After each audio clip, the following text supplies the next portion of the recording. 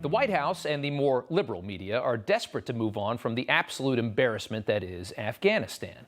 And a 5-4 vote in the Supreme Court this week was just what they needed, denying a request to block the Texas Heartbeat Act, which prevents abortion after a fetal heartbeat is detected. Now, the law makes exceptions for medical emergencies, but has none for pregnancy resulting from incest or rape. The law functions by allowing citizens to sue anybody who facilitates such a procedure for a reward of up to $10,000. It is a civilly enforced law, not a criminally enforced law. And it's a big deal. Such a ban has never been allowed in any state since the Supreme Court's 1973 ruling on Roe v. Wade. Of course, the media are spinning this as the end of Roe v. Wade. That's an exaggeration. Abortion is still legal in Texas. It's just only legal for the first 6 weeks of pregnancy. But the Supreme Court has said abortion must be allowed until fetal viability, which is around 24 weeks. So no doubt Texas's new law is a huge leap in the direction of pro-life. Our pro-choice Catholic president, a walking contradiction himself, put out this statement on this new law by allowing a law to go into effect that empowers private citizens in Texas to sue healthcare providers, family members supporting a woman exercising her right to choose after 6 weeks, or even a friend who drives her to a hospital or clinic. It unleashes unconstitutional chaos and empowers self-anointed enforcers to have devastating impacts. Biden is also launching a whole-of-government effort to respond to this decision, looking specifically to HHS and DOJ, which means radical left-wing Attorney General Merrick Garland is about to get busy again. Nancy Pelosi also announcing today the House will vote later this month on a bill to codify Roe v. Wade, but she's not angry enough to come back from vacation. Here's what Jen Psaki said when asked, what advice would Biden give to a woman in Texas right now who wants an abortion? Listen to this. I don't think he's going to be giving medical advice. That's not the role of any president. He would say, but I would say he would convey to them, I have asked my team, to use every lever at their disposal to ensure you have this right. So they're not giving medical advice anymore.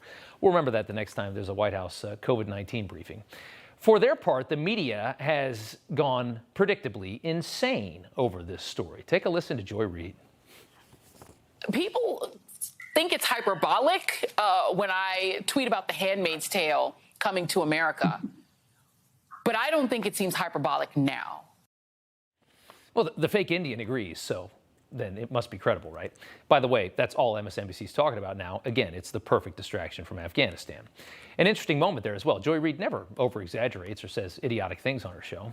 Handmaid's Tale. Okay.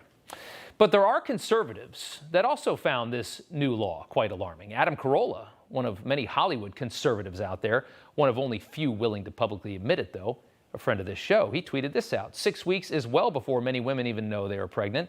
If even I'm saying this is crazy, then you know it's crazy. The scary thing about this ruling in a political sense is its ability to shore up a fractured Democrat Party. Right now, Democrats are a mess. They are split on spending, with moderates watching, like Manchin and Sinema, watching the bar tab. Their far left flank, of course, is psychotic, and their president is a worldwide disgrace. The Texas Heartbeat Bill is something they'll all unify over, and it's happening right now.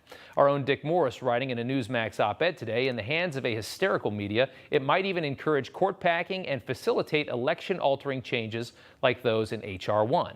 This decision changes everything. Think about big picture. Next month, Biden's court commission is expected to release its report on Supreme Court reforms, which include court expansion and term limits. Here's the White House on whether this new Texas bill will impact the court-packing decision. Rulings like that do raise concerns, not just for the president, but for people out there in the country about how the court is operating. So the great irony of the abortion debate is in the numbers. That's where this all gets very interesting. In places like New York City, abortions actually outpace childbirths in some cases. That's right.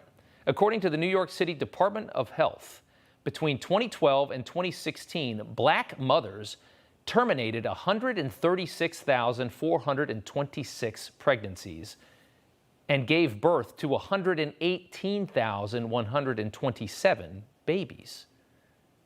That's an astonishing number. And the abortion rate among black mothers is more than 3 times higher than it is for white mothers. The founder of Planned Parenthood, a place more sacred than the Vatican to leftists, was simply trying to keep the black population in check. Google Margaret Sanger sometime. You'll be amazed what you find. And yet the people fighting so viciously to protect abortion and funding for Planned Parenthood are people that wear Black Lives Matter t-shirts. Talk about irony. A Pew Research survey taken in 2017 found that 50% of Hispanics, 58% of whites, 62% of blacks now say abortion should be legal in all or most cases. But as the entire nation bears down on Texas, and believe me, they are, let's remind everybody of what the other side of this issue looks like. The left is not satisfied with abortion until fetal viability, which is the current Supreme Court law. Don't be a fool. They don't want just up to 24 weeks.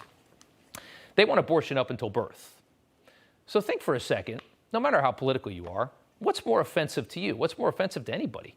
Preventing an abortion once a fetus has a detectable heartbeat, or killing a baby that has literally been born alive?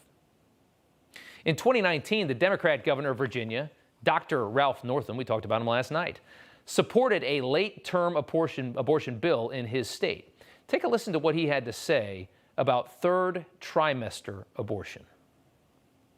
If a mother is in labor, I can tell you exactly what would happen. The infant would be delivered. The infant would be kept comfortable.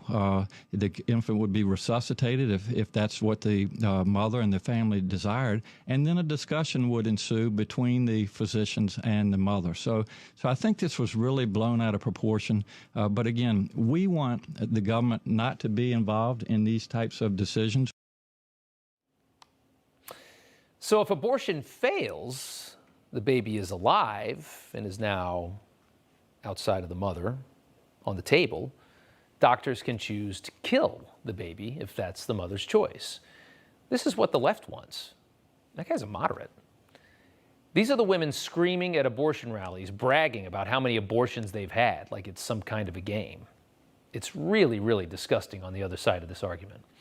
During a Senate Judiciary hearing last year, a registered nurse testified about live birth abortions at a hospital near Chicago, describing what happened to a baby with Down syndrome who just barely survived an abortion.